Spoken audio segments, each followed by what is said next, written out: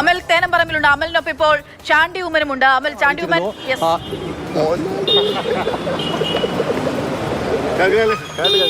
Akshaya, high command പ്രതിനിധികളെ കണ്ട ശേഷം നിലപാട് അറിയിച്ച് ചാണ്ടി ഉമ്മൻ ഇപ്പോൾ പുറത്തേക്ക് ഇറങ്ങുകയാണ്.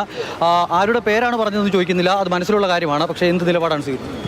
അല്ല, എങ്ങനെ അത് ചോദിക്കില്ല എന്ന് പറഞ്ഞിട്ട് അതേ കാര്യം ചോദിക്കുക. നിലപാടിന്റെ കാര്യം ചോദിച്ചാൽ പേരിന്റെ കാര്യം. നിലപാട് എന്താണെന്നുള്ള ഞാൻ പാർട്ടി അറിയിച്ചിട്ടുണ്ട്. എന്റെ പാർട്ടിക്കകത്ത് നടക്കുന്ന കാര്യം ഞാൻ പുറത്ത് പറയാൻ പറ്റുമോ?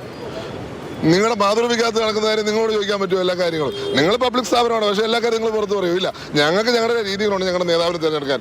വർഷങ്ങളായി, പതിറ്റാണ്ടുകളായി ഇതാണ് പ്രൊസീജിയർ. അതിനകത്ത് ഒന്നും രഹസ്യമല്ല. അതെല്ലാം പാർട്ടിക്കകത്തുള്ളിൽ തീരുമാനിക്കേണ്ട. പക്ഷേ ചില ക്രൂഷ്യൽ തീരുമാനം എടുക്കുമ്പോൾ പാർട്ടിക്കകത്തല്ലേ തീരുമാനം എടുക്കാൻ പറ്റുള്ളൂ. അല്ലാതെ എല്ലാ കാര്യങ്ങളും നമുക്ക് പൊതുമധ്യ കൊണ്ടുവരാനുള്ള സാഹചര്യമില്ല. കാരണം പാർട്ടിക്കകത്ത് ഡിസിഷൻ അങ്ങനെയാണ്.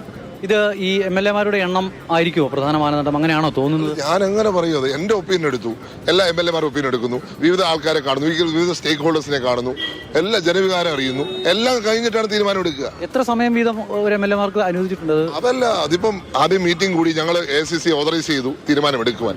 അതിനുശേഷം ഒറ്റയ്ക്ക് കണ്ടു. എനിക്ക് അല്പം ഒരു സമയം എക്സ്ക്യൂസ് തരണമെന്ന് പറഞ്ഞുകൊണ്ട് എന്നെ ആദ്യം വിളിച്ചതാണ്. ഓക്കെ, അപ്പം ആദ്യം അവരുടെ അഭിപ്രായം അറിയിച്ച ശേഷം ചാണ്ടി ഉമ്മൻ മടങ്ങുകയാണ്.